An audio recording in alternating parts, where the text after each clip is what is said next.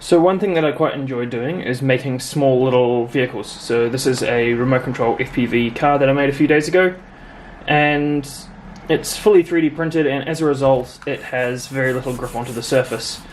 I was busy browsing YouTube and I came across a technique where a person used silicone rubber that you can buy at the hardware store. It's used for sealing bathrooms, and yeah, made some molds and molded tires out of it. I wanted to try something a bit different, so I wanted to try making a vehicle that used flexible tracks.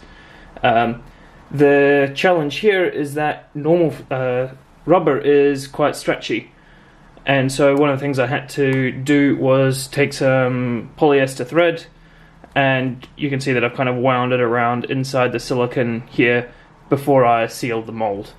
And I'm quite impressed with the results.